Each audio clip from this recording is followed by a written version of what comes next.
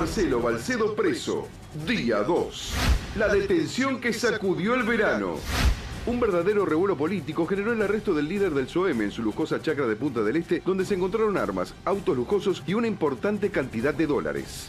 Un claro ataque a la libertad de expresión, al derecho a la información, que lo está ejerciendo un juez, Ernesto Queuclac, un juez marcadamente kirchnerista, un juez que nosotros lo denunciamos cuando era funcionario del gobierno anterior, por distintas irregularidades, por graves hechos de corrupción, entre los cuales está involucrado su hermano, Nicolás Queuclac, que se encuentra procesado por el escándalo del Plan Cunitas a partir de las investigaciones que hizo el diario Hoy. Balcedo aparece en el mundo del periodismo a través de un préstamo de 6 millones de dólares que le da el Banco de la Provincia de Buenos Aires y una garantía de 300 lotes de un cementerio privado que nunca apareció. Ellos de periodismo no sabían nada. Digamos, el diario tiene una ecuación que es increíble porque el diario no se vende, se regala, casi no tiene publicidad. Siempre existió la sospecha de que había una práctica extorsiva, haciendo una práctica en donde la pauta se repartía en una parte para la empresa y en otra parte para el propio funcionario que la ponía. Yo tengo grandes diferencias y creo que este tipo de gente tiene que estar presa. No hay duda de esta situación porque lo que se ve en televisión no tiene explicación. Él dice que ese dinero es producto, bueno, de su trabajo, que lo ha transferido parte de él vía bancaria y parte de él ha venido trayendo en los múltiples viajes que hace entre Buenos Aires y su presidencia ahí en Playa Verde. Estamos todos juntos, todos unidos para defender el derecho de todos los trabajadores. El trabajo está esperando la orden del juez para intervenir el sindicato. Lo más grave de todo es la impunidad y que alguien que cree que se siente con un poder tal como para amenazar a la gente,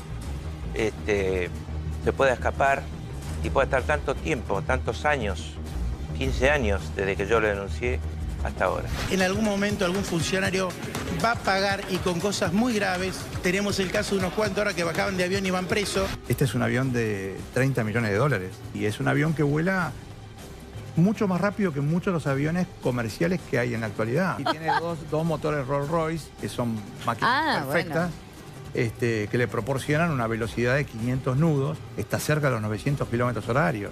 Esta detención se da en el marco de la paritaria de la provincia de Buenos Aires, en el cual la provincia está ofertando 12% en 3 tramos.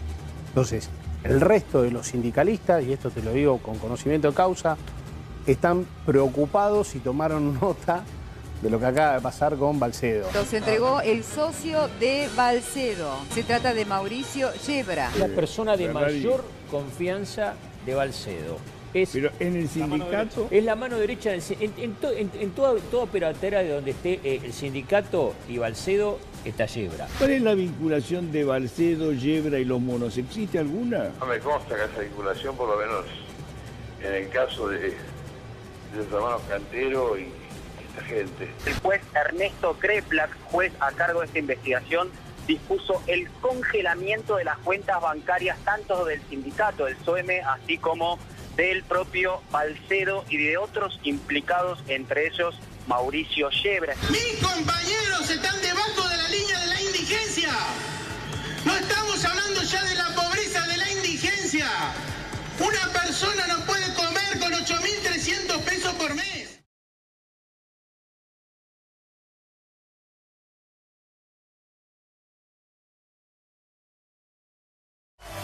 Vamos, buenas noches. Atentos los cómicos. Buenas noches, Aire. gracias por acompañarnos. Vamos, feliz viernes, Acá estamos abriendo Intratable.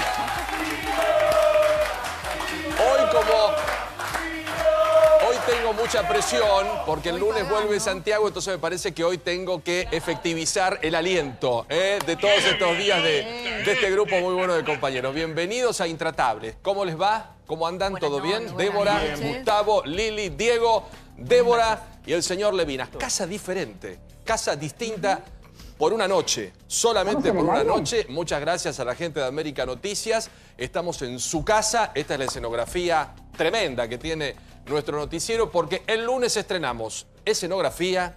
Empezamos el 6º año, ya festejando el 6º año de Intratables y llega Santiago del Moro.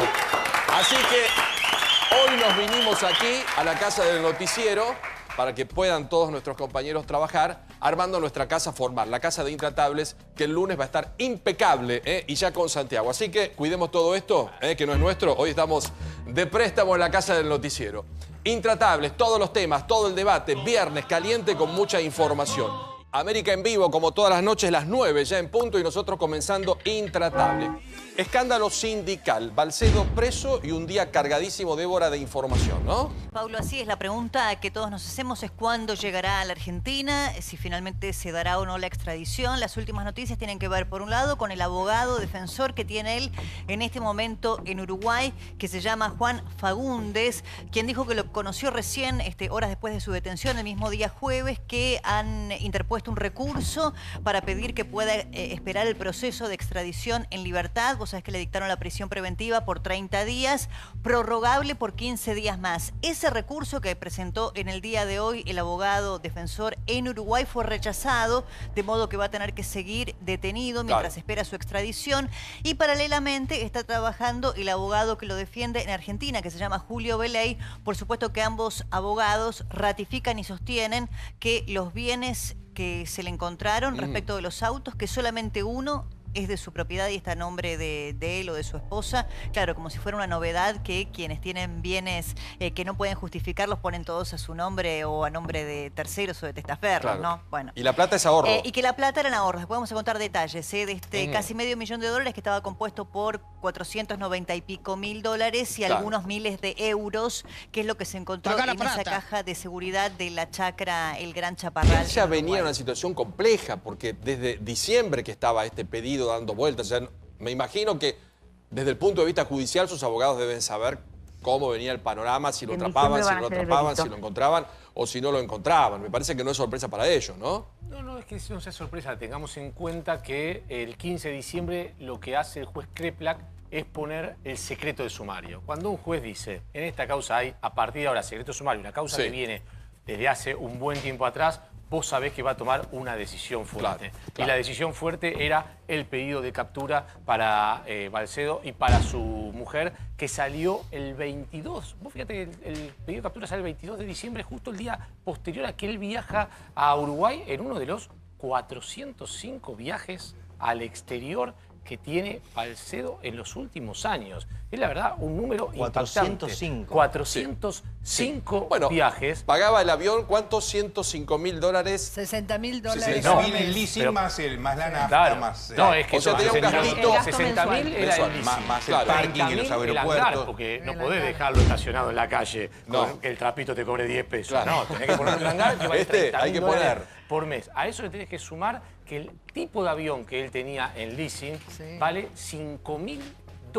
la hora de vuelo. Claro. Con lo cual eso vale solamente ir y venir a Uruguay, que era uno de los habituales viajes de él, ya tenés 10.000. Suponete que hiciera un solo vuelo por mes, que sabemos ahora que no hay un solo vuelo por mes. Estamos hablando como mínimo de base de unos $110.000 de gastos por mes. Solamente de avión. Solamente de avión. A eso sumale. Tenía dos. De uno, el Gulfstream, que era el que más utilizaba. Exacto. Tenía también un Learjet.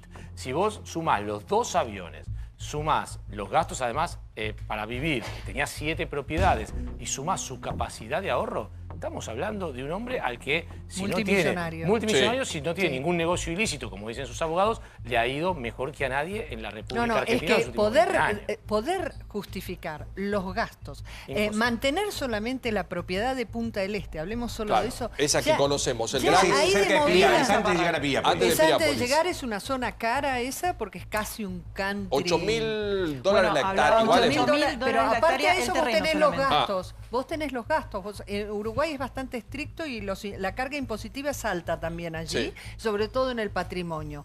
Y a esto le tenés que sumar que indudablemente este hombre tiene que tener una parte en blanco.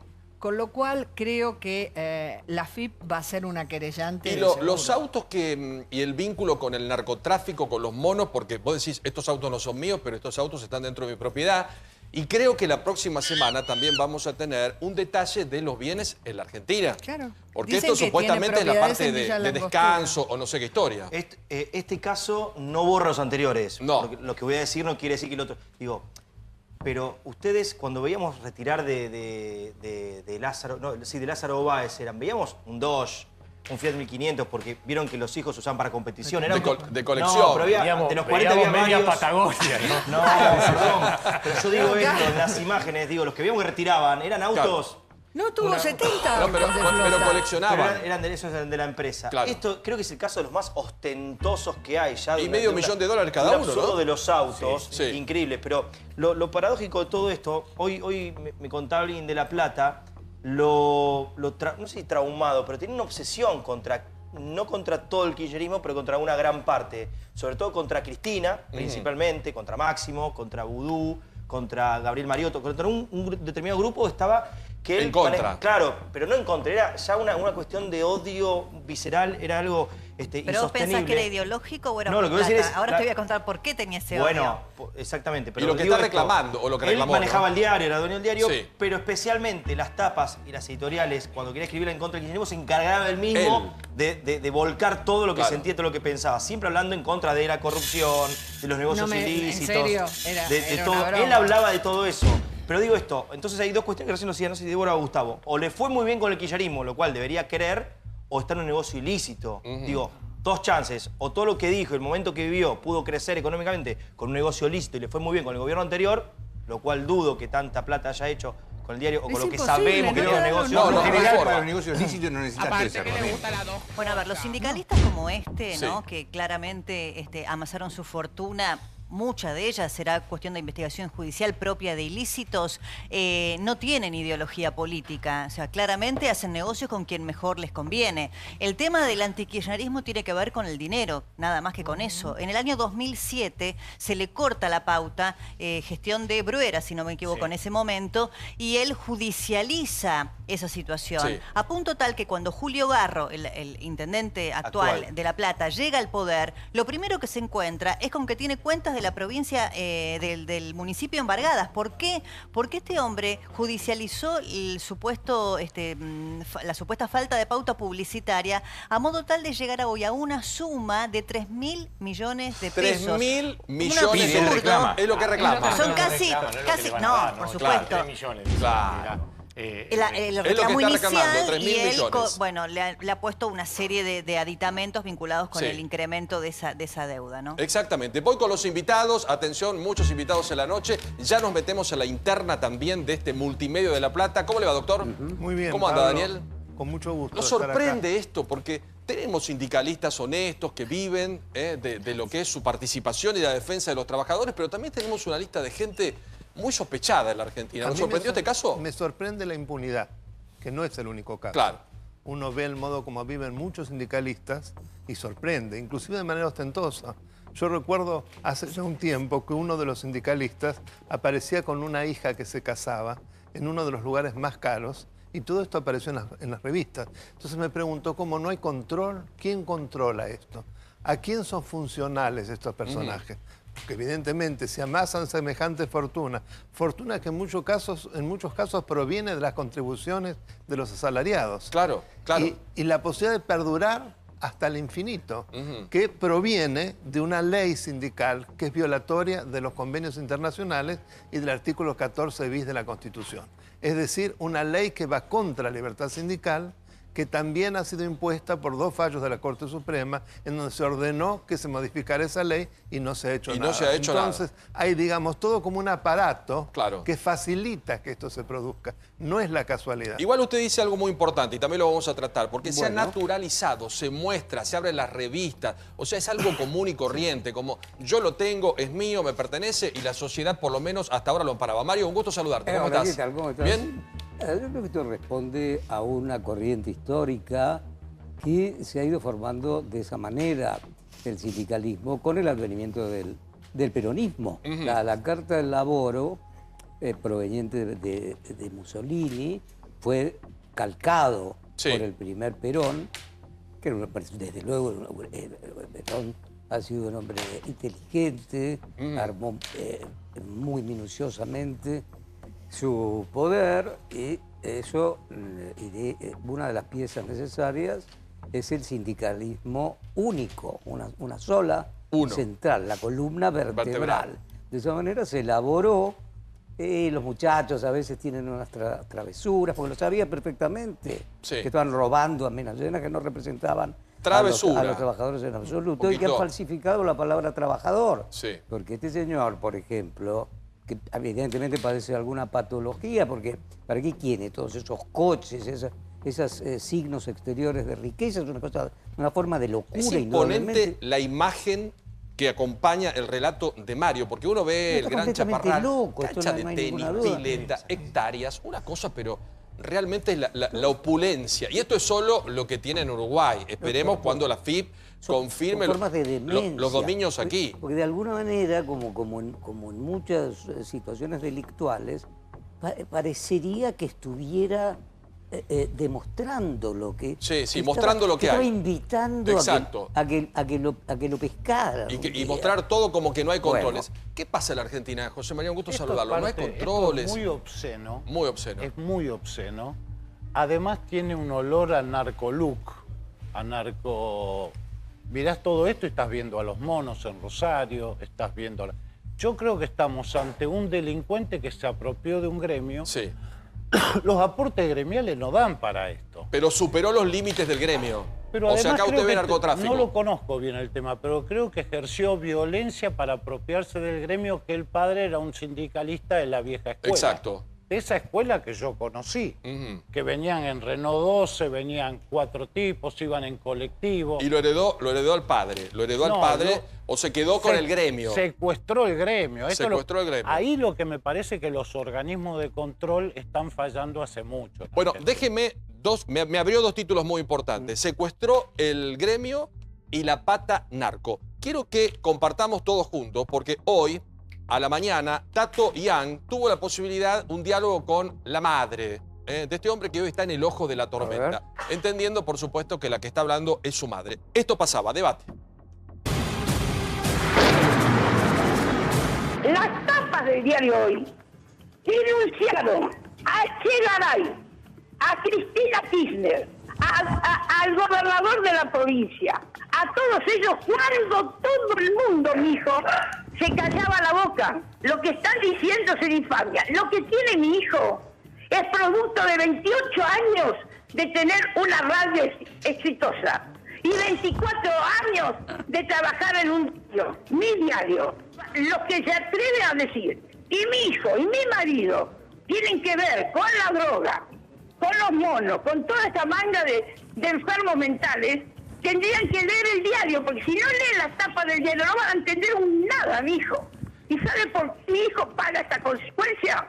Porque no me pudieron encontrar ni una pestaña a mí. Y fueron contra ellos y le inventaron una causa infame.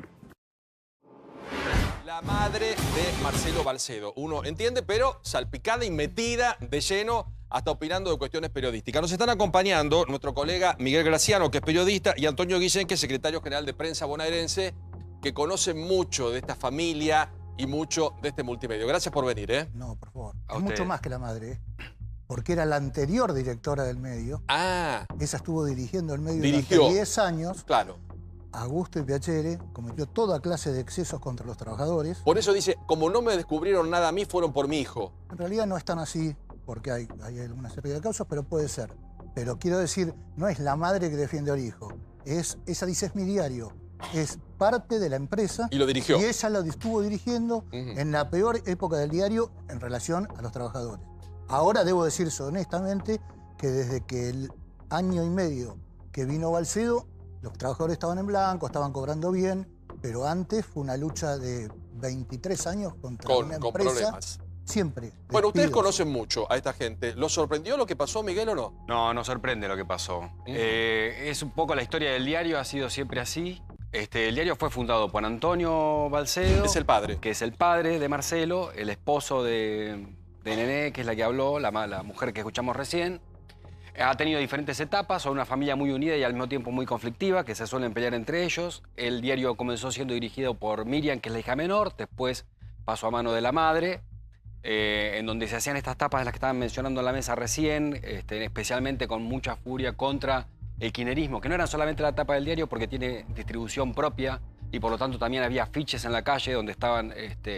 claro. Sí, más la donde radio. uno lo tenía que ver sí o sí, estaba obligado a ver lo que pasaba. Exacto. Exacto. Sí, y en particular con el tema de seguir a quienes investigan las cuestiones financieras, ¿no? Al primero que nombra es a Echegaray. Sí. Y en La Plata también había bastantes ataques a José Sbatella, que también investiga las cuestiones fiscales.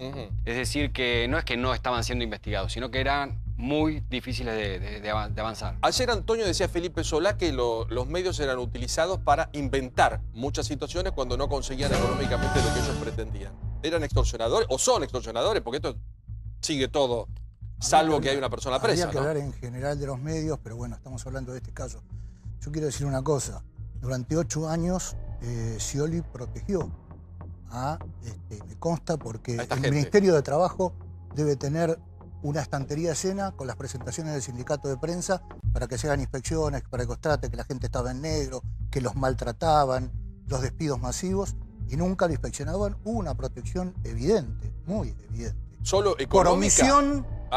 por otra parte, y lo voy a decir, por otra parte, estaba recibiendo una pauta oficial muy importante del Banco de la Provincia de Buenos Aires, más otras pautas de la Provincia de Buenos Aires, y cuando nosotros a un alto funcionario le planteamos, esto es una incongruencia, alguien que no paga las jubilaciones, no deposita el dinero a las jubilaciones, y ustedes le dan, dice, ustedes no me van a manejar a mí la pauta publicitaria.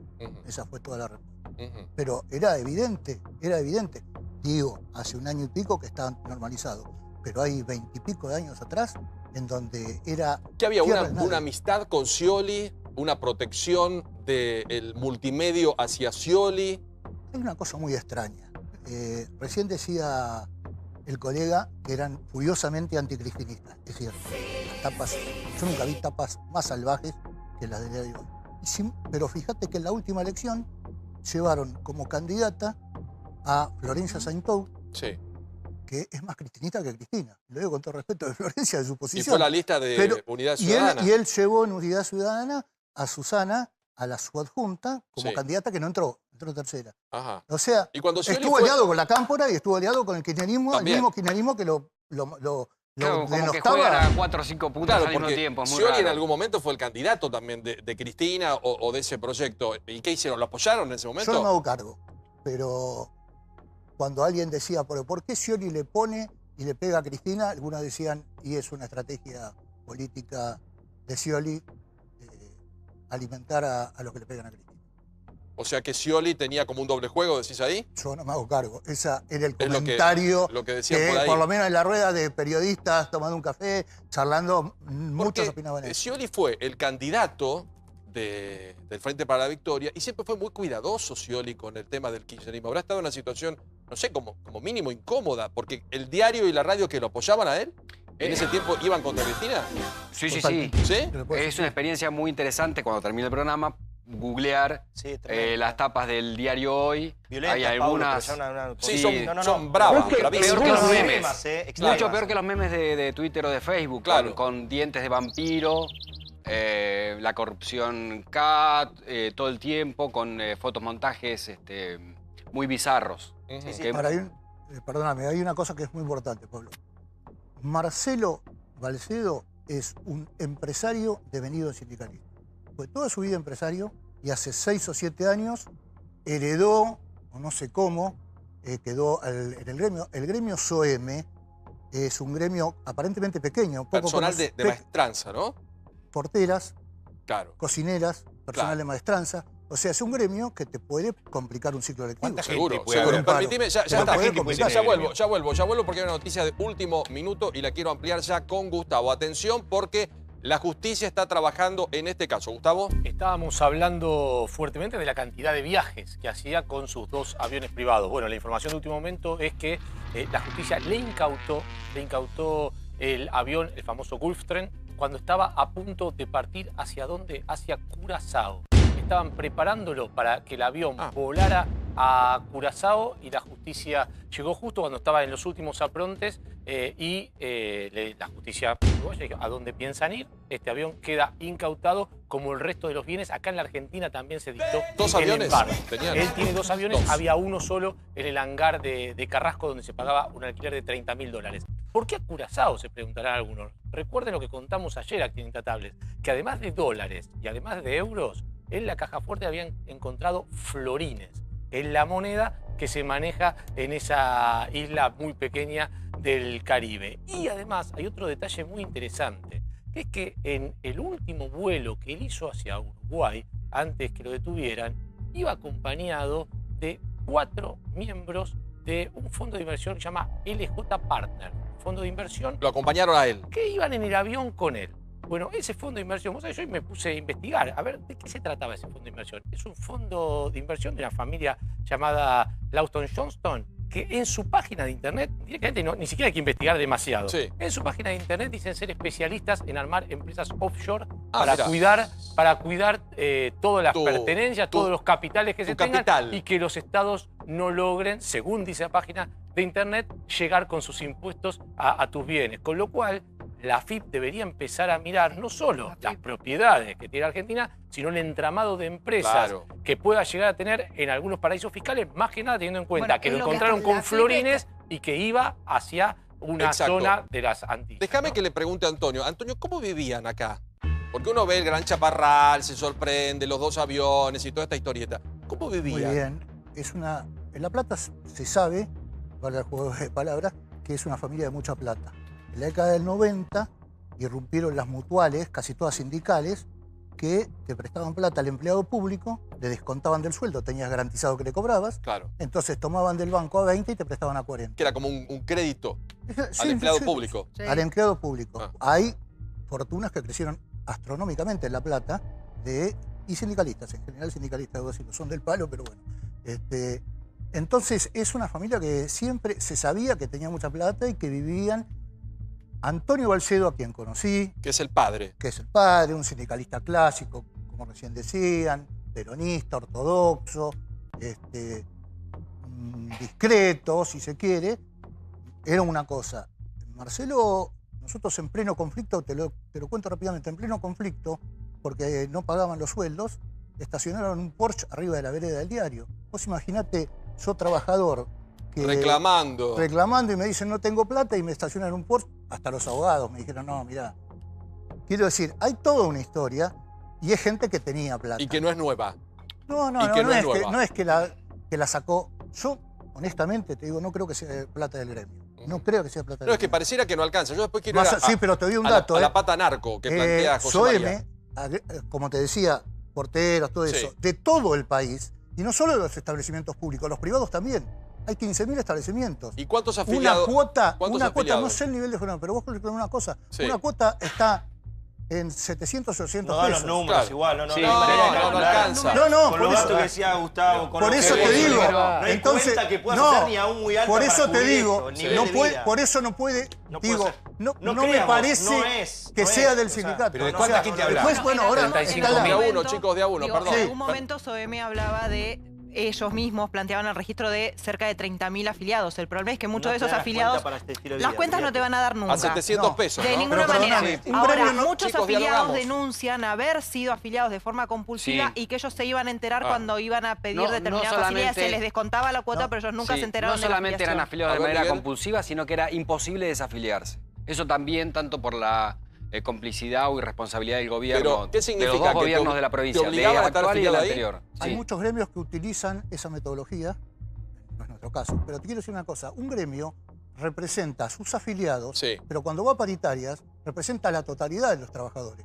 Y entonces el afiliado paga entre el 3 y el 5% de su salario como cuota gremial. Claro. Pero el resto paga lo que se llama el aporte solidario o cuota solidaria, que generalmente es del 1 o el 2%, sobre la totalidad de los trabajadores, estén afiliados o no estén afiliados. Claro. También, Débora, porque hay una noticia de último minuto, igual aunque sea un peso en cualquier gremio, es plata de los trabajadores, no es plata de estos personajes. Sí. Vos sabés que en los allanamientos que se siguieron haciendo en la tarde de hoy se encontraron varias llaves de distintos cofres, distintas cajas de seguridad. Esas cajas de seguridad pertenecen a instituciones financieras, tanto de Montevideo como de Punta del Este. Y lo que informó hace minutos la prensa uruguaya, porque está trabajando también la justicia de Uruguay en este tema, es que junto con las llaves de las cajas de seguridad había notas manuscritas por el propio Balcedo en donde daría cuenta de cuál es el dinero que tenía o que tiene en cada una de esas cajas de seguridad, cifras millonarias en dólares.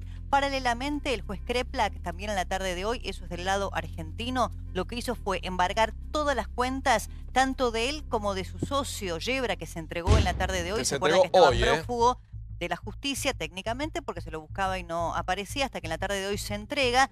Tanto las cuentas de Yebra como las de Balcedo y sus familiares fueron embargadas en la tarde de hoy por Kreplak para poder ver todos los movimientos financieros. Pero en la tarde de hoy en Uruguay, en los allanamientos, se encontraron llaves de varias cajas de seguridad, instituciones financieras de Montevideo y de Punta del Este, con cartas manuscritas en donde él mismo aparentemente daría cuenta de los millones que contienen cada una de esas cajas. También está congelada la cuenta del sindicato. Claro, también sí, obvio. Y el sindicato tiene que seguir. Doctor, cuando sucede esto, porque ya está fuera de nuestra frontera, es Uruguay, ¿qué hace la justicia uruguaya? ¿Simplemente es como observadora, cuida, controla y le delega todo a la Argentina? No, porque hay todo un proceso de extradición que pasa por distintos organismos, particularmente el Ministerio de Relaciones Exteriores, que es quien finalmente va a dar o no la autorización para que se extradite, porque hay un tema básico. Los delitos que se le imputan tienen que ser una suerte de espejo con delitos similares que están previstos en el Código Penal uruguayo. O sea que es un procedimiento que lleva su tiempo. Exacto. Miguel, ¿qué crees vos de todos estos autos, de toda esta historia? Porque nadie tiene en una casa de descanso, por más que la mujer vivía, o no sé cómo es el tema, $500.000 por las dudas, ¿no? Que son el ahorro de toda la vida, como dijo alguien por ahí, creo que es abogado. ¿Qué crees de todo esto? ¿Escondían bienes? Sí, mira, nunca tenían nada a su nombre. En todos los reclamos que hicieron los trabajadores, que con juicios ganados incluso, que no podían ni siquiera cobrar la indemnización, tenían direcciones de representantes legales en terrenos baldíos de Salta, por ejemplo. Y vos estabas en La Plata y tenías que litigar con alguien que nosotros tuvimos que averiguar. Todo trucho. Sí, todo trucho. Y lo mismo me parece que van a pasar con estas cosas. O sea, los autos dicen que hay uno a nombre de él y que el resto no. Pero bueno, habría que ver. Y otra cosa que había que no estoy viendo que nadie está diciendo, y no sé qué pasará con estos autos, pero que sí la madre, la señora que habló hoy, andaba en un auto blindado. ¿No? Eso no sé. Sí, no todo el mundo. Es una cuestión de seguridad, pero realmente lo usa la gente que tiene mucho dinero. Es más, Paulo, para aportar a esto del auto blindado, que es muy interesante las crónicas que se hacen hoy desde Uruguay, quienes conocen el modo de vida de Balcedo, que no lo teníamos nosotros mucho en el radar periodístico de este último tiempo, más allá del auto blindado, es que él había construido ahí una verdadera fortaleza. Los vecinos cuentan que muchas veces merodeaban helicópteros que eran propios de la seguridad de Balcedo, que su paranoia era absoluta. Pero es de un guión de Hollywood todo esto, es de película, es cinematográfico todo. Él compra esta chacra de Gran Chaparral a un propietario previo, no es que la construye él, que era un francés, pero desde que él llega lo que hizo fue colocar cámaras de seguridad en todo el perímetro, que había varias casas de custodios y caseros que hacían las veces de seguridad y que era una paranoia permanente porque incluso hacían llevar a los chicos, a la esposa, la suegra, la mamá de su esposa, vivía también allí en una casa lindera permanentemente con custodia, las 24 horas. Paulo, tenés 500.000 euros en la caja, tenés que estar preocupado, Bien, ¿no? pero todo esto que está contando Débora va justamente a contramano de lo que decía su propio abogado, diciendo, no tiene nada que ver con los narcos, cosa que repitió la madre en la muy buena nota que le hizo Tato Doyán acá en esta casa. Pero esto que está contando Débora es claramente la fotografía de cualquier capo narco que intenta cuidarse. Y hay además un dato adicional, porque los 14 autos que se descubrieron de la banda de Los Monos, que en realidad estaban a nombre de Yebra los compra, les da la cédula verde y después él se queda con un solo auto, el resto los pone a nombre de indigentes, de gente que no podía justificar absolutamente nada. Y el propio Yebra, que es el que compra un Camaro, un auto que está valuado en no menos de $250.000, todos autos que se compran en una agencia que está ubicada a 12 cuadras del Estadio Único de La Plata, que no es agencia oficial de ninguna red conocida. Y los llevaron a Uruguay todos estos autos. Que si los llevan a Uruguay, Yebra no tenía ni siquiera ingresos registrados en la FIP hasta el 2012. Y a partir de ahí dice, bueno, me anoto como monotributista. Claro, y tengo un auto de 200.000. Quiere preguntar Gaby. Y después quiero preguntar, porque acá planteaban algunos personajes. Gaby decían Scioli, Echegaray. Y algunos dicen, por ejemplo, nadie controló, porque algunos que tenían que controlar no eran amigos. En este caso eran enemigos. ¿Qué pasó? Que no pudieron ni siquiera controlar los supuestos enemigos. Señor. No, le quería preguntar a Sapsay. ahí se ven armas de guerra, se ve dinero en efectivo. Supongo que hay un montón de delitos que son en Uruguay, además. ¿Qué se hace con eso? Es un concurso de delitos. Lo importante precisamente es que esos mismos delitos estén previstos en el Código Argentino. Es decir, tiene que haber un paralelismo entre los dos códigos. Pero lo pueden juzgar en Uruguay además por tener tenencia de arma de guerra, por ejemplo. No, está pedido extradición por la Argentina y yo entiendo que todo eso se corresponde con delitos cometidos acá. Son como el resultado de lo cometido acá. Habría que ver, investigar cómo es. Yo no me puedo adelantar a eso, pero yo creo que en principio va a formar parte de la misma causa. Claro, para un segundito la imagen acá. Miren esto, miren esto, porque cuando vimos al delincuente de López con los 9 millones... También tenía armas. Y un arma también de guerra o algo por el estilo. Llamó la atención. Pero miremos un poquito la cantidad de bienes y armas, porque esto no es para cuidarse. Son armas de guerra, claramente. Esa bala de ahí es de guerra. Es inimaginable, digamos.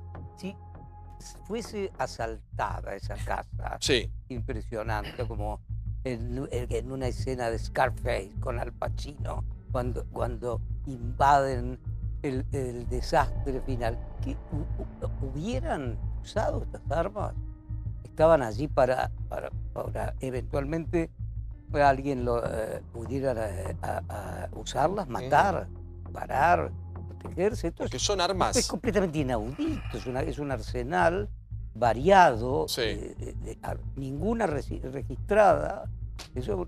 Todo ilegal. Eso es un hecho que viene a configurar una pregunta implícita que por lo general no nos hacemos.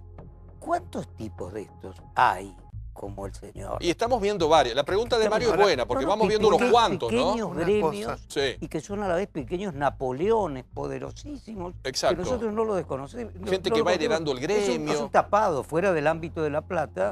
Para nosotros es una gran sorpresa. Bueno, pero nos encontramos con Medina hace poco, nos encontramos con este personaje que tal vez para nosotros son sorpresivos porque no es tan mediático, pero para ustedes no. Actores de reparto. Totalmente. Y el tercero que va a caer también.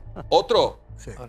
¿De La Plata? Sí, por lo menos el comentario generalizado hoy es que en poco tiempo más hay otro sindicalista muy grosso de La Plata que va a caer también.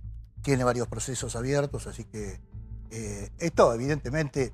Están haciendo honor al nombre de la ciudad. Si dijéramos... La Plata, no, somos buena gente. No, Medina como que son diferentes, ¿no? Pero quiero decir... lo que pasa es que por ser capital, por ser sede de los gremios provinciales, eso, bueno, lo que no justifica, por supuesto, que nadie haga absolutamente nada. Pero quiero decirte una cosa y perdóname, te robo un segundo. Acá la justicia determinará si de la procedencia del dinero, todo lo que... Pero hay un saldo negativo, que es que hay 102 trabajadores del diario Hoy y de la Misión 93 que están viviendo hoy la incertidumbre, que no saben qué va a pasar con su trabajo, porque es una sociedad casi familiar. Entonces, si el jefe de familia está detenido, no sabés si cobraron ayer, les dicen que el mes que viene va a estar la plata. Entonces, es preocupante la situación. Son también. como las víctimas, lo mismo que planteamos en el caso López y de Sousa. Uno dice, y la gente no tiene la culpa de tener esa calidad de personajes que van a la justicia. Lo que pasa es que hay que proteger ese tipo de trabajo. Además, y ustedes que son de allí lo podrán dar cuenta de ello, es la radio, si no la más escuchada. Es una radio muy exitosa. Hace 20 años. En La Plata, realmente. Comercialmente la radio es impecable, insisto, no sé los números, no creo que nadie pueda justificar esas cosas.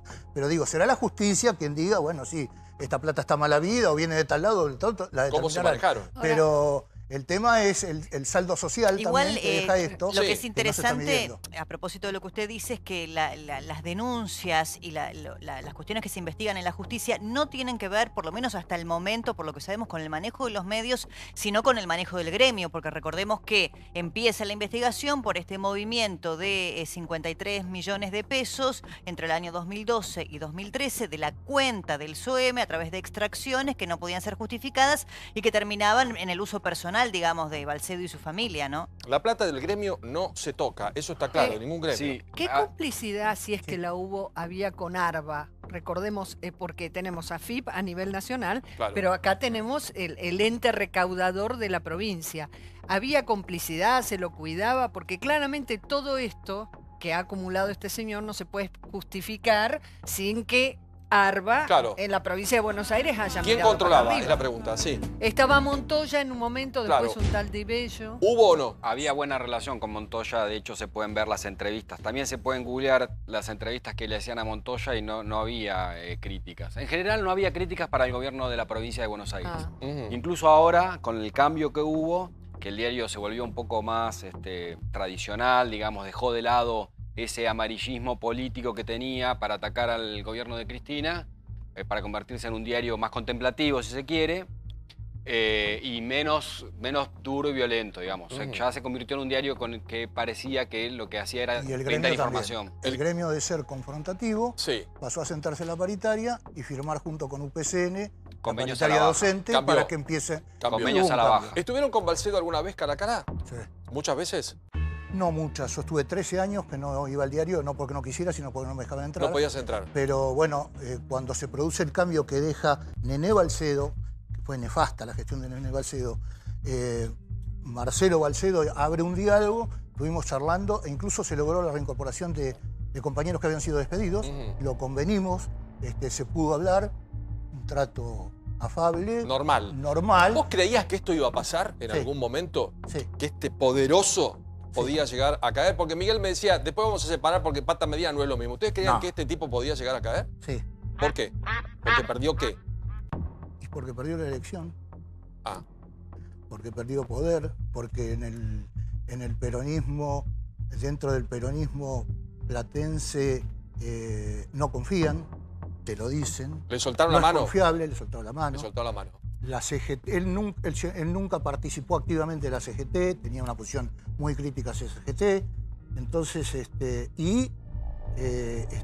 tiene el gran peso de gremio, tiene el gran peso que tiene plata, pero estamos hablando de un diario de distribución gratuita, pero la contrapartida que tiene la radio más escuchada de La Plata. Pero yo me quedo con lo que plantea José, esto no es solo el gremio, esto no es solo el medio, un acá sistema, hay una pata y mundialmente, esos autos raros y el vínculo con los monos. La cantidad de dinero del narcotráfico, la trata de blanca, los paraísos fiscales en el mundo están haciendo explotar el capitalismo financiero. Hoy tenés 30% del Producto Bruto Mundial en paraísos fiscales. Entonces nosotros estamos ante una situación donde los números se nos salen de nuestra realidad de ser humano. Te aparecen de esto en todos lados. Cuando una vez yo fui a una conferencia y me escarpé a Marbella, estaban los palacios de los que vendían armas en esa época, que eran peores que esto. Sí, una cosa sin control. Esto no es nuevo en la universidad. Hay un contador del FBI que descubrió que el problema daño a la sociedad no era la droga, sino la cantidad de dinero acumulado que entra por circuitos oscuros. Por el circuito. Fíjate, ahí aparece Curazao y un estudio de abogados, pongámosle, famosos, que puede ser hasta ingleses hay, norteamericanos, que juntan a estos clientes, que uno viene de la trata de blanca, un ruso, uno viene de la trata de armas, el otro viene de... Todo con mucha plata. Claro, hacen un fondo de inversión, le prestan a Argentina y dicen, ah, no señor, la justicia argentina no, quiero la justicia de Estados Unidos y de Inglaterra. Claro, y manejan, ¿En dónde estamos, y manejan un poder brutal. ¿Qué cambió? ¿Qué realidad mundial ¿Qué cambió acá, doctor Daniel? ¿Qué es la sociedad que le puso un límite también? No va más. Pero yo me pregunto si no pasa lo mismo que el tiempismo de los jueces en relación a la investigación de la corrupción de los funcionarios, que como vemos es respecto de los funcionarios de la gestión anterior. Acá, como nos explicaban, han caído en desgracia. Había perdido poder. Y ahí se lo investiga. O sea, recién ahí, porque Antonio si no, planteó que durante 8 años acumulaban expedientes y era perder tiempo.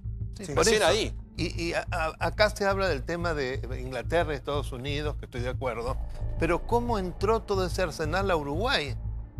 Claro, ¿cómo metieron todo eso ahí? No vieron nada. Claro, porque hay que transponer a una frontera. De hecho, no se puede tener los autos argentinos, vos no lo podés tener mucho tiempo.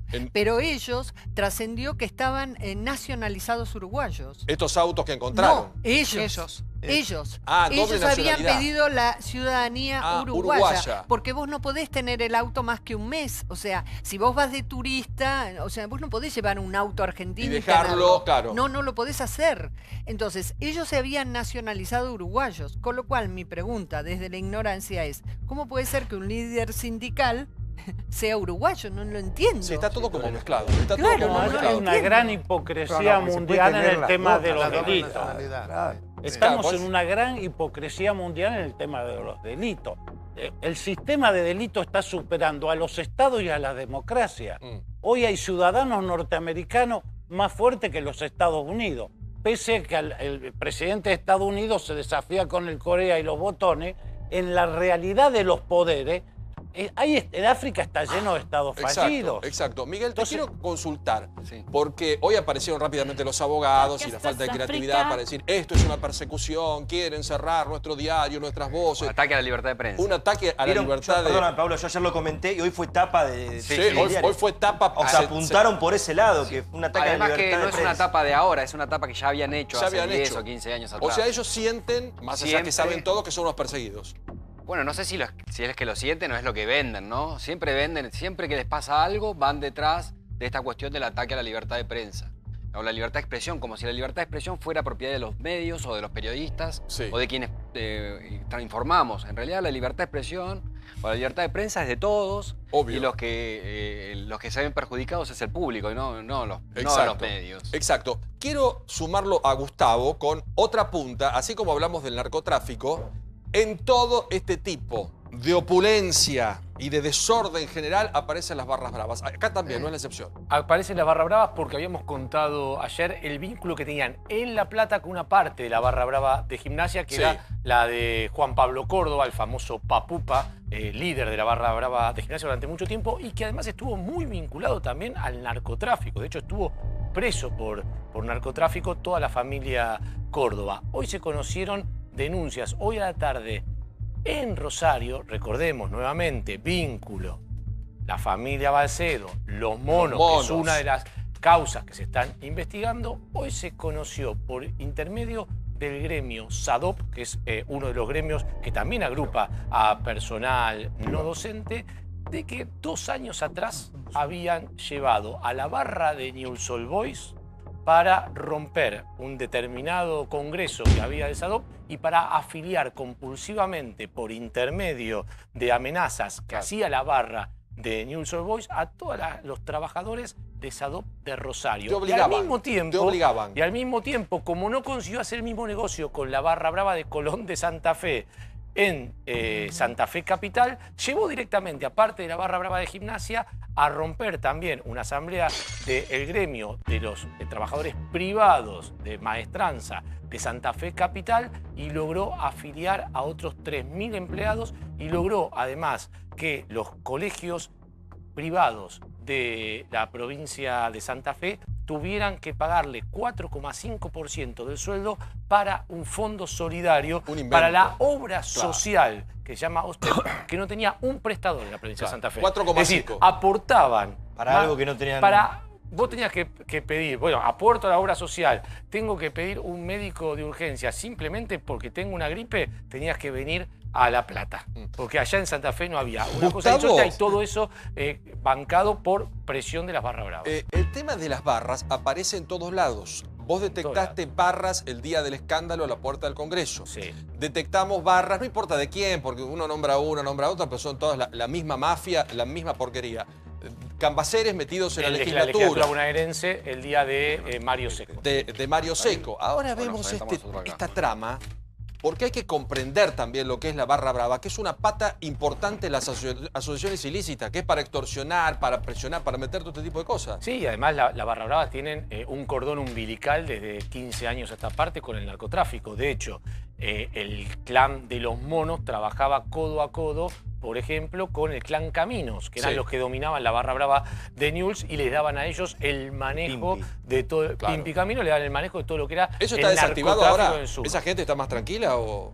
No parece, ¿no? Hubo 4 crímenes en los primeros días del año. O sea, en Rosario, por crímenes de narco vinculados a barras. ¿Qué es lo que se lleva la barra brava, más allá de ser mano de obra? También no nos olvidemos que cuando tuvimos el escándalo de la Salada, nos encontramos con barras bravas. Pero es que siempre está relacionada, porque es relacionada con la política, Claro, y relacionada. pero Son ¿qué es lo que ciudadanos, se digamos, llevan? que tienen otras... Trabajan por una guita, No. forman parte del negocio. A ver, el gran problema es que en los últimos 15 años se le dio a las barra bravas un lugar de manejo de planes sociales, un lugar de manejo de cooperativas muy importante, por lo pronto en todo lo que es el conurbano bonaerense y algunas otras zonas de la provincia. Eso fue cuando el kirchnerismo quiebra lo que tenían antes, lo que manejaban mucho, lo que era el puntero. Sí, claro. El kirchnerismo, cuando quiere hacer la transversalidad, en realidad quiebra el poder de los punteros y se recuesta indudablemente en las barras bravas. ¿Qué es lo que sucede? ¿El barra señor Mayo recibe... está metido acá en algo? ¿Quién, perdón? El señor Mayo ese de hinchadas Marcelo unidas. Mayo, claro, vio el negocio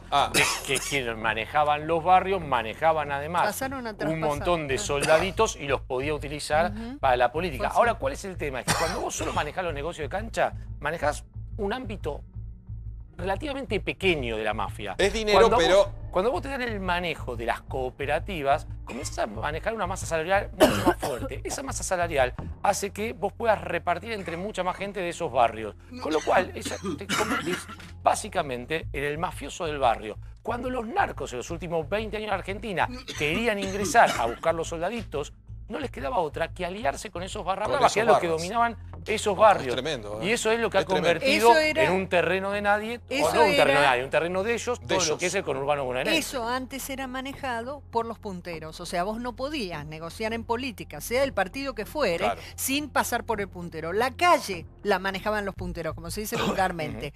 Hoy la calle te la manejan. El narco, en muchos lugares, la maneja la calle. El control de la calle y las barras bravas. Eso fue lo que cambió. Un rol predominante, porque vuelvo a insistir, en cada caso los vimos en la Plaza de Mayo, los vimos en la Salada, los vimos en la Saladita. Son organizaciones. Los vemos afiliando gente a cachetazo, es una cosa pero en donde increíble vos apretás, saltan. ¿Y cuál es el rol de este señor Mayo con esa idea de hinchadas unidas y todo ese festival delirante que fue Sudáfrica? Bueno, Mayo en principio tenía más que una idea delirante, una idea política. Recuerden cómo nace Hinchadas Unidas Argentinas a partir de que el gobierno nacional, que estaba dominando en aquel momento, pierde la calle en 2008 con las protestas del campo. Dice, bueno, tenemos que recuperar la calle de alguna manera. Hagamos una organización de barra brava, que ellos trabajen para nosotros, lo vendemos en la fachada como que van a trabajar para la paz en el fútbol, pero trabajan en la calle para nosotros. Y como contrapartida les damos más planes sociales para que puedan seguir pagando dinero y les pagamos el mundial. Es un negocio que terminó muy mal y que nosotros en algún momento, recordá Paulo, dijimos, ojo, se están aliando con la mafia. Cuando vos te alías con la mafia, termina mucho peor de lo que te imaginás. Exacto. Hubo, desde que se empezó el programa Hinchadas Unidas Argentinas hasta que se desactivó recién en el año 2014, 75 víctimas fatales en violencia de fútbol. Fue la época en donde hubo más cantidad de muertos, porque cuando vos le das una impunidad desde el Estado a estos delincuentes van y matan. Exacto. Se van sumando colegas a la noche, el debate está lindo. Hola Carlos, hola Nico, ¿cómo estás? ¿Qué decís, Pablo? ¿Cómo ¿Te sorprendió, Carlitos, esto? No. No, a nadie lo sorprendió. No. Como que naturalizamos esta, a mí lo que me sorprende situación es la... demente ya. A mí lo que me sorprende, Pablo, es el nivel natural con el que la sociedad habla con un idioma muy relacionado con la delincuencia en ámbitos que tienen que ver con la política, en este caso con la dirigencia sindical, es decir, digamos... Pero no porque, yo coincido con vos, pero no porque la sociedad sea delincuente. Yo creo que la sociedad en algún momento baja los brazos y dice, no, pero esto es el sindicalismo, estos son determinados políticos que roban, porque hay sindicalistas buenos. ¿Viste lo que en medicina se llama umbral de dolor? Sí. Me parece que la sociedad argentina, tiene un umbral de delincuencia bajo. Porque finalmente termina... no sé si aceptándolo, pero por lo menos tomándolo como algo cotidiano. Sí, o resignándonos, o como plantea acá Antonio, y si los que tienen que hacer no hacen nada, ¿qué hacemos nosotros? ¿Cómo estás, Nico? ¿Cómo estás, Pablo? Bien. Sí, obviamente, sorprende la noticia de ver tanto, ¿no? Pero coincidiendo acá con lo que dice él, llega un momento que uno dice, bueno, a ver, ¿cuál va a ser la próxima? ¿Cuándo vamos a volver a subir la vara y la vamos a volver a cruzar? O sea, ¿cuál va a ser la próxima que nos sorprenderá un poquito, después se nos pasará, porque todo lo que hemos trabajado en algún ambiente sindicalizado, hemos escuchado más de una vez. Y bueno, sí, lo que pasa es que este labura con el secretario, y, no, este está bien acomodado. Entongado con algo o algo por el estilo. Pero, ¿qué pasó, Antonio? ¿Cambió la gente? ¿Que ahora no lo admite? Si existe una mafia, no hablo del caso Balcedo, si existe una mafia sindical es porque hay un Estado que mira para otro lado. Porque por comisión u omisión se permite que se llegue a este grado, cuando esto debía haberse frenado en el primer centavo que se desvió mal. Pero el sistema lo permite, las concesiones políticas, porque quiero quedar bien con vos, porque quiero quedar con vos. Entonces, hay un sistema que yo no sé si es el sistema sindical, el modelo sindical, o si es que hay que cambiar la mentalidad de los argentinos, pero evidentemente lo que sí ha cambiado es que hay un poder ejecutivo que ha decidido impulsar esto. Más allá de si es justo o no es justo que el Pata Medina esté preso, que Balcedo esté preso, y otros sindicalistas estén presos, el Caballo Suárez esté preso, más allá de eso, seríamos ingenuos de no pensar que detrás hay una operación política. Entonces, que no digo que está mal, digo, pero hay una intencionalidad política de sancionar a determinadas personas que son de alguna manera paradigmas de corrupción dentro del sindicalismo. Igual, lo que pasa es que eso no borra los hechos, ¿no? Yo creo que hay un poquito de las dos cosas. Hay un poquito del modelo sindical argentino y hay mucho de la mentalidad argentina. Hay muchísimo de la mentalidad argentina en todo esto. Esta persona no trabajaba sola, esta persona todo el mundo. De golpe todos en La Plata sabían quién era, qué hacía, qué no hacía, qué dejaba de hacer. No, me parece... Te puedo agregar que me parece que también hay que aceptar y empezar a hablar de fracasos y derrotas. Es decir, que no es que no se ha intentado nunca nada, sino que muchas veces se ha intentado y se ha fracasado y ha sido derrotado por ahí. Bueno, Antonio dice que luchó 8 años y que acumulaban expedientes. Desde el 93 que nosotros venimos lidiando con esto, 93, con sucesivos gobiernos. Por eso te digo, es una cuestión de Estado, no de el gobierno que estuvo, ni del que está, ni del que va a venir. Ahora, es una cuestión de 93, Estado. ¿pero cuánto apoyo recibieron? A eso hablo de la mentalidad del ciudadano. Recibían apoyo. Sí. Porque recibían apoyo los empresarios. Pero ustedes recibieron la indignación así general. Además, Nico, no los controlaba. Sí. No. Bueno, pero nosotros estamos, perdóname, no estamos insinuando corrupción, sino situaciones irregulares de contratación de personal en negro, etcétera, etcétera, etcétera. Falta de apoyo. Y si te dejan pasar esa, después te dejan pasar cualquiera. Disculpame, ¿a eso me refiero con la mentalidad? No. Bueno, porque el país recompensa mal. El país recompensa, digamos, a los que hacen mal las cosas y castiga a los que lo hacen bien. Sí, no el país. Entonces, finalmente... Algunos dirigentes políticos que no sé si tendrán algún tipo de beneficio, porque me imagino que esto algún beneficio tiene, Mario. Un minuto. Yo creo que se hace muy difícil atisbar una solución, una limpieza a estas alturas. Creo que el encaje fino que hay entre las finanzas, la política, la justicia, los barras, la trata, las drogas, etcétera, ha empezado desde hace mucho tiempo a formar la mayor parte de un sistema. Días atrás hablaba con un señor muy docto y muy divertido, está al frente de una cátedra en ciencias económicas, un sabio, y yo le dije, pero mira, vos como recibís mucha gente aquí en la Argentina, para explorarla, para ver posibilidades quizás de hacer negocios, para explicar cómo es la gente. ¿Cómo le explicás a la Argentina? Vos que tenés qué difícil hacer eso, ¿no? Didáctica. Qué difícil. Y yo necesito una sola palabra. Nápoles. Argentina es idéntica a Nápoles. Es muy parecida. Desprolija y con un montón de situaciones donde vale todo. Esa es la palabra. Esa es la palabra. ¿José? En vez de tratar los temas profundos de la sociedad, estamos en discusiones bizantinas, que que aquel, que el otro. Acá hay un sistema que corroe toda la sociedad argentina y está corroyendo también a la sociedad internacional, que se hacen los distraídos porque Alemania no anda bien, España tampoco. ¿Y qué hacemos? Estados Unidos está para apretar el botón, le sacan un libro y se asusta. ¿Pero qué hacemos con esta gente? Primero cuidar a la nuestra y poner las condiciones, juntarnos todos a empezar a trabajar sobre esto. Porque si la corrosión sigue, donde lo que va a mandar es el dinero y el éxito más allá de cuánto dure. La cosa de tener un auto que parecen las colecciones de modelitos de mi nieto, esto que está mostrando ahí. Y la sociedad se transforma en eso. De nada vale el sistema educativo, el padre, el abuelo, seguro. lo que digamos. ¿Alguien tiene una estimación del patrimonio que podemos hablar de esta gente? ¿Alguien tiene una idea? Porque hay mucho, todo esto negro, todo esto ilegal, pero alguien puede tener una idea. Es muy pequeño, porque vos fíjate que solo hasta ahora hemos conocido la chacra de los Uruguay, aviones. Que algunos hablan de una evaluación de alrededor de 5 millones de dólares, la flota de autos. 7 propiedades. Algunos tiene millones acá. más, pero no nos olvidemos que hay una investigación en curso por lavado de dinero que seguramente va a llevar, por lo que decía Gustavo, de las cuentas offshore que podría haber en paraísos fiscales, lo que yo te mencionaba respecto de las llaves de cajas de seguridad que pertenecen a entidades bancarias uruguayas, tanto de Montevideo como de Punta del Este. Me parece que esto recién se inicia, ¿no? Creo que es uno de los casos, por lo menos por lo poco que se conoce hasta ahora, de mayor magnitud o volumen, por lo menos en lo que se ve de manejo económico. ¿Vos a quién te referías, Pablo, cuando preguntabas? No, ¿En general? A esta gente, y en general, porque ¿sabes qué, Carlos? Porque vamos a presentar... dijo que se afanaron un PBI. Más o menos. Pero Bueno, vamos eso a no- ir a la pata sindical.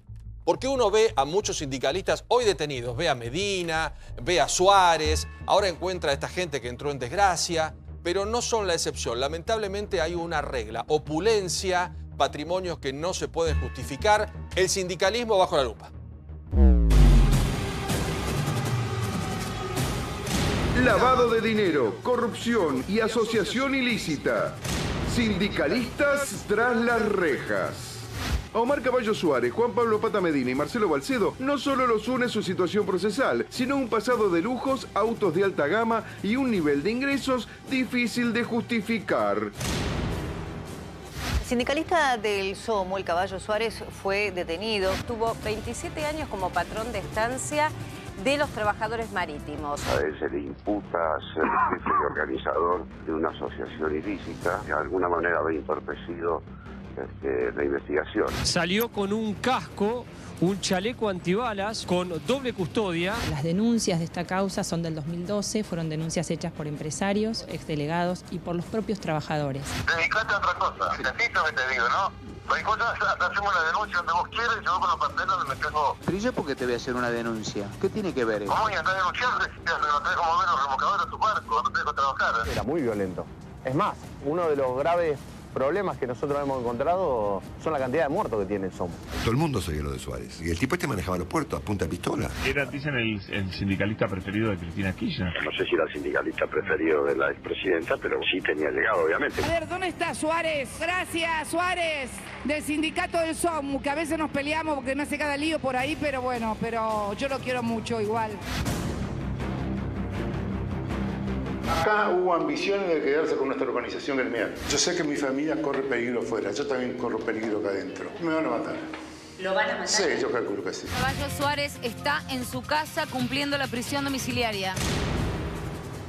Así detenían al Pata Medina. Ya el Pata Medina está siendo trasladado por la justicia, hoy se entregó, está detenido. Es un armado de causa como en el 2001. En el 2001 estuvo 3 meses, no 4 años detenido. Un operativo impresionante. Entran a la casa parapetados, armados y finalmente los detienen. Estamos mostrándote la casa del Pata Medina. El rancho del albañil. ¿Dónde termina la mesa de dólar? No me alcanza la pantalla. Ah, mirá, con bici iba a la obra. 40 de estos tiene. Esta es la piletita que tenía en la casa. Las armas. Están allanando una quinta del Pata Medina. Están buscando barriles con billetes que estarían enterrados en esta zona. Se está hablando de millones de pesos. Infobae. Encontraron un barril enterrado en la quinta del Pata Medina. Así es el Pata, orgullo de su gente, que lo ama con locura y lo sigue hasta la muerte. Le sobran huevos, le sobra corazón, levanta la bandera de Vita y de Perón. Detuvieron a un sindicalista argentino en Punta del Este. Nos estamos refiriendo a Marcelo Balcedo, secretario general del Sindicato de Obreros y Empleados de Minoridad y Educación. A Balcedo lo detuvieron cuando estaba saliendo en su auto del aeropuerto de Punta del Este. Se habría quedado con nada más y nada menos que 53 millones de pesos del sindicato. ¿Con qué lo encontraron? $500.000 en efectivo, armas de fuego y estos autos de lujo. Se están llevando algunos de los autos que estaban adentro de esta chacra, del Gran Chaparral. Tiene al menos 90 hectáreas. En la época de que yo era gobernador, él usó el diario Hoy para extorsionar.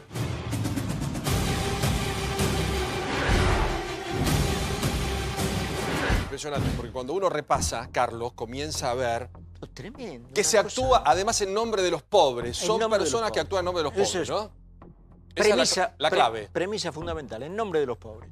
Y los pobres no se dan cuenta. Esto es lo que a mí me mata, que los pobres no se dan cuenta. Yo creo que sí se dan cuenta y no les importa. Sí que se dan cuenta. O no pueden. Se dan cuenta y no les importa. Se dan cuenta y no pueden. ¿Quién salió a defender a Balcedo? A ver, no les importa, no lo digo de forma despectiva. O no pueden hacer nada.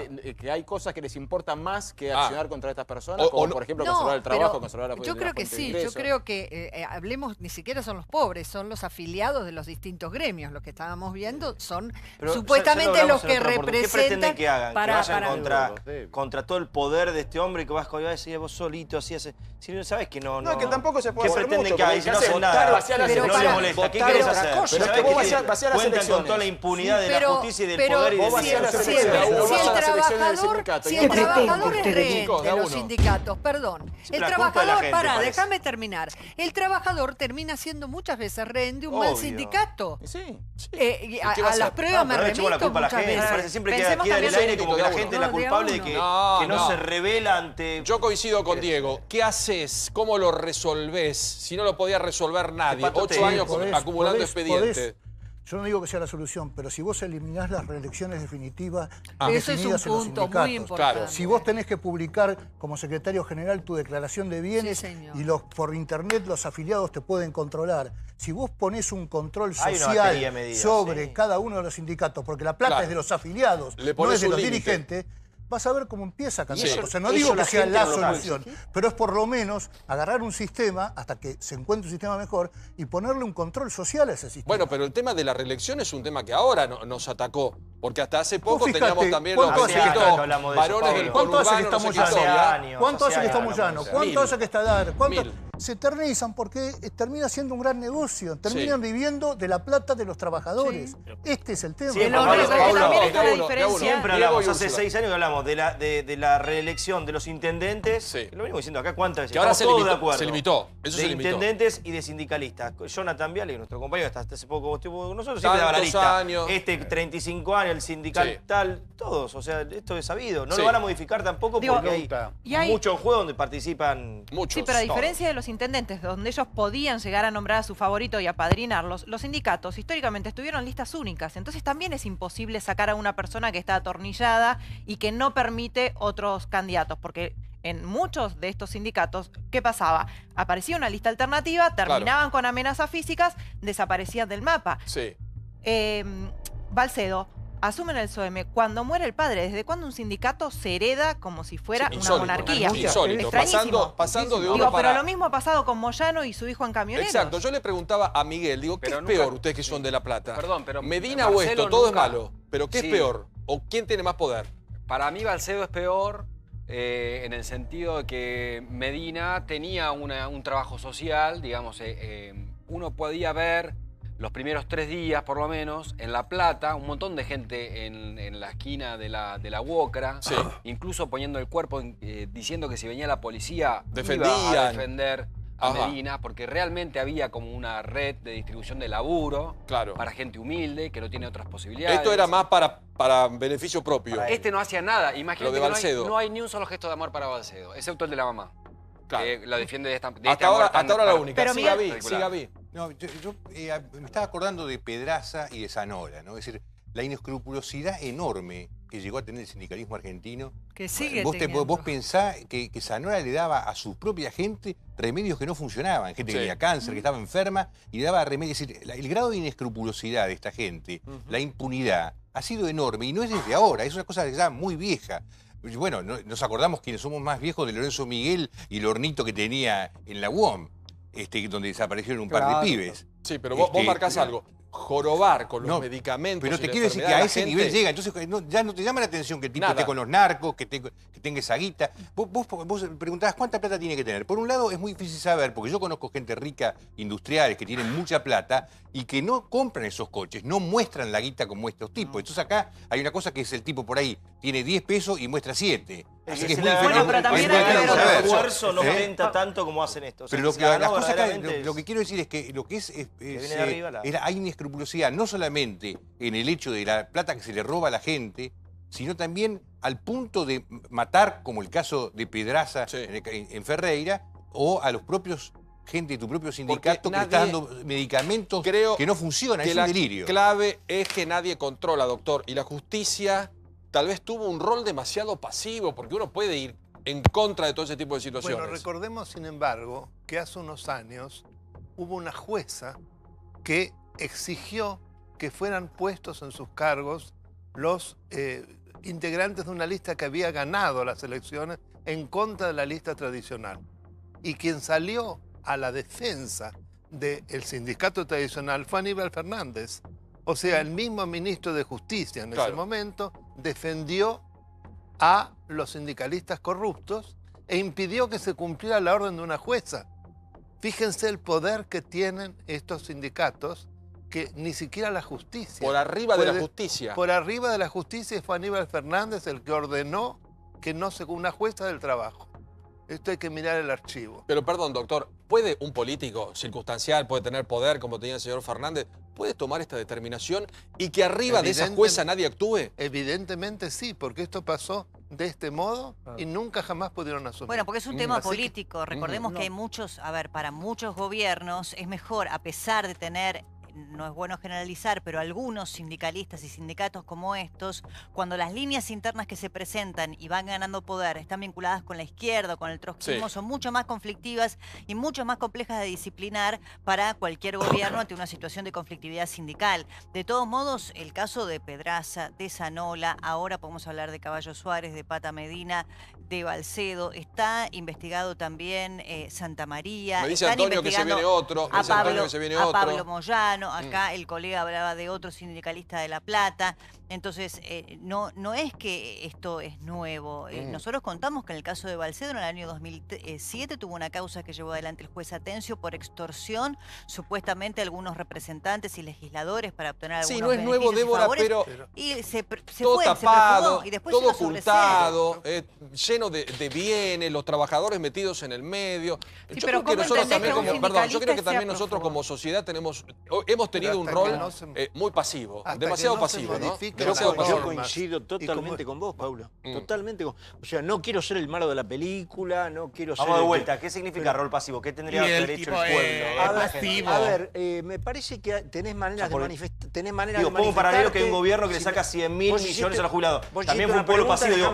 Si es activo...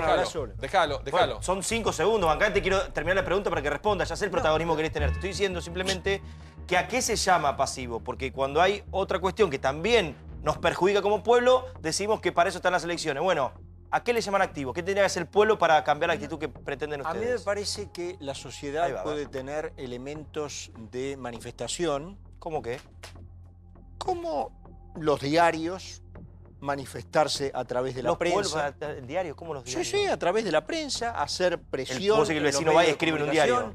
Los diputados representan al pueblo, llamar a los diputados, los senadores representan a las provincias. Nosotros no tenemos, me parece, en la sociedad argentina la noción de cómo el sistema que la Constitución organizó funciona. Bueno, acá hay alguien que ha peleado, Antonio, vos peleaste. Hay más vocación por el poder en Argentina que por la política. Sí. Mientras la vocación sea del poder y no de la política, no vamos a llegar a resultados. Bueno, pero acá hay un claro ejemplo. Antonio peleó. Sí, no peleé yo. Es una organización de trabajadores que la peleó en desventaja, es decir, estabas contra el dragón con un escarbadiente y la siguieron peleando, la siguieron peleando, la siguieron peleando. Contame las consecuencias de ir con ese escarbadiente contra el dragón. Sí, tuvimos en el 2014, un grupo de compañeros intentó afiliar gente para elegir un delegado gremial, los echaron a todos, no solo los echaron, sino que hubo represión, ¿te acordás, Miguel?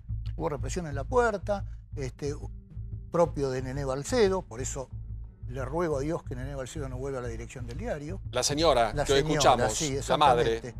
Hubo represión de los trabajadores, hubo balas de goma, pedido por el diario, entonces se convirtieron en 15 despidos, entonces se paga con puestos de trabajo. Con puestos de trabajo, ¿Sabés qué pasa a mí? ¿Qué me van a hacer? Nada, yo voy y rompo los vidrios, a mí no me van a hacer nada. Pero los que los pagan son los compañeros que están trabajando ahí que se quedan sin trabajo. Y lo sacan afuera. Nico, y voy con vos. Hay que sumar también que el modelo sindical argentino, el que conocemos tradicionalmente, es funcional como organización a la estructura de poder, gobierne quien gobierne, porque no es lo mismo negociar con un sindicato por empresa o un sindicato por sector que tener directamente centralizado, desde una cúpula de una central obrera y después un sindicato único por cada sector laboral. Claro. Entonces, esa forma de ejercer la representación gremial también es funcional al poder.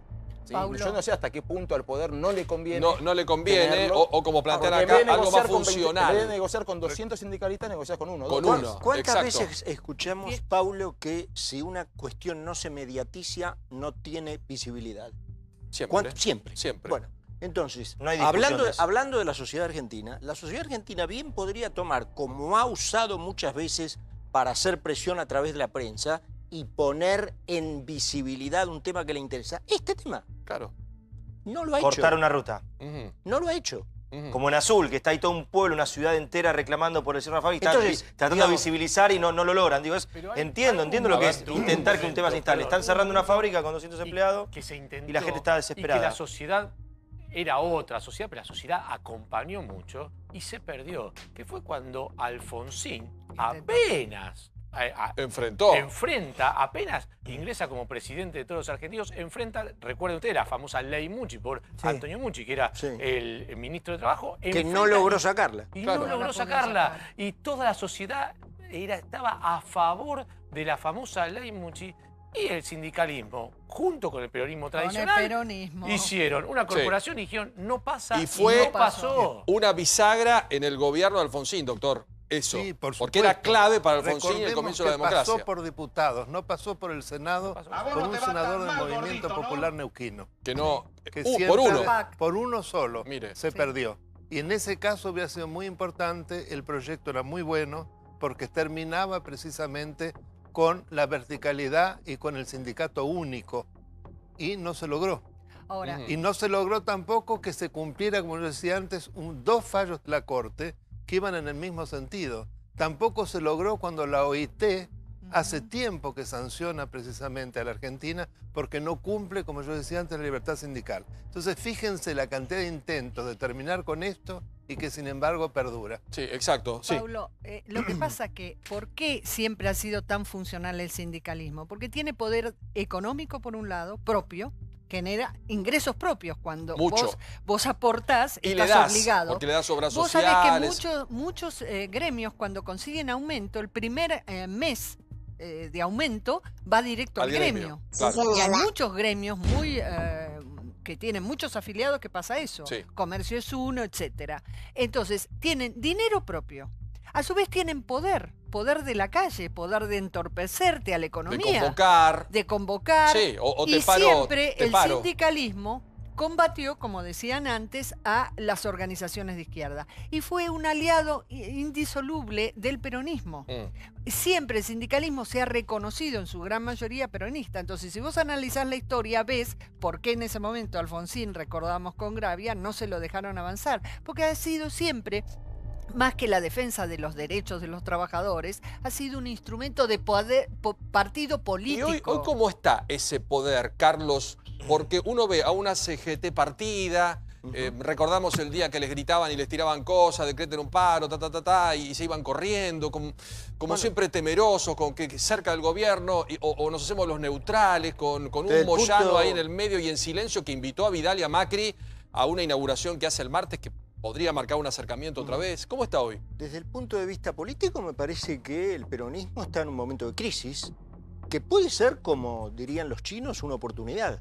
Es decir, para emerger un peronismo republicano, un peronismo con capacidad de alternancia, un peronismo que pueda ser eventualmente la sucesión de este gobierno, sin romper todo, sin volver a empezar todo, que es el drama de la Argentina, parece que frente al momento de crisis también es un momento de oportunidad para el peronismo. Mario, ¿cómo ves al sindicalismo en general? Porque no son los únicos donde la sociedad hoy pone la lupa y dice, che, estos tipos huelen a mafia. Mira, me parece que se producen algunos cambios bastante significativos.